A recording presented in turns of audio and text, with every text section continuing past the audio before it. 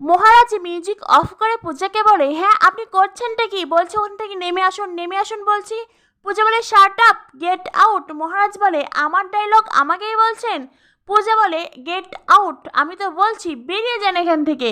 মহারাজ বলে, আরে আপনি করছেনটা কি? কি বলছেন? আপনার মাথা কি ঠিক আছে নাকি পুরোটাই গেছে? পূজা বলে, ওই 3টে মদের বোতলই আমার, আমি সব খাবো। মহারাজ বলে, আপনি 3টেই খাবেন? পূজা বলে, ইয়েস 3টেই খাবো, পুরো হ্যাটট্রিক করবো। এই বলে পূজা পড়ে যেতে চাইলেই মহারাজ পূজাকে ধরে ফেলে। পূজা মহারাজকে বলে, ইউ ফুল। মহারাজ বলে, আমি ফুল? পূজা বলে, ইয়েস, আপনি কি বলেছিলেন? বাড়িতে খাবেন না, বাড়িতে আসবেন না, ইউ ফুল। মহারাজ বলে, আমি ফুল নই, আপনি ফুল। পূজা বলে, আমি ফুল নই। মহারাজ বলে, তাহলে আপনি কি?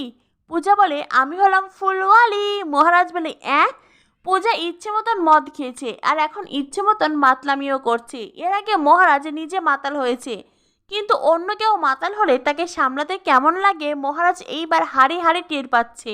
পূজা তখন মহারাজকে আবার বলে, আপনার মা তো আমাকে বলে আমি গরিব ঘরের বাচাল মেয়ে। হ্যাঁ, বাচাল মেয়ে বলে আমাকে। মহারাজ বলে, আরে আরে চুপ করুন, কি করছেন? চিৎকার করছেন কেন? সবাই তো শুনে ফেলবে। পূজা বলে, ফেলুক। মহারাজ বলে, দেখুন এইরকম করবেন না, এইরকম করলে সকলে কি ভাববে বলুন তো? পূজা বলে, ভাবতে দিন, ভাবা ভালো, ভাবলে বুদ্ধি খোলে।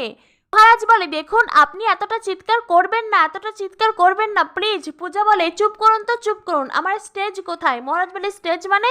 এরপরই পূজা চেয়ারের ওপর ওঠে আর তারপরে পূর্ণিমাকে ডাকতে থাকে। পূজা বলে, কই এলেন মিসেস পূর্ণিমা মুখার্জি? মহারাজের মা, মাতারানী, এইভাবে পূর্ণিমাকে ডাকতে থাকে। আর এদিকে ঠাম্মি, মহারাজের বাবা শিব, মিলি সকলেই তো মহারাজের দরজার সামনে আড়ি পেতে সব কিছুই শুনছে। আর পূজার চিৎকার শুনে সকলে একেবারে ঘাবড়ে যায়। এরপরে তো পূর্ণিমা আসবে আর পূর্ণিমা এলেই এক একটা অশান্তি করবে। না জানি পূজাকে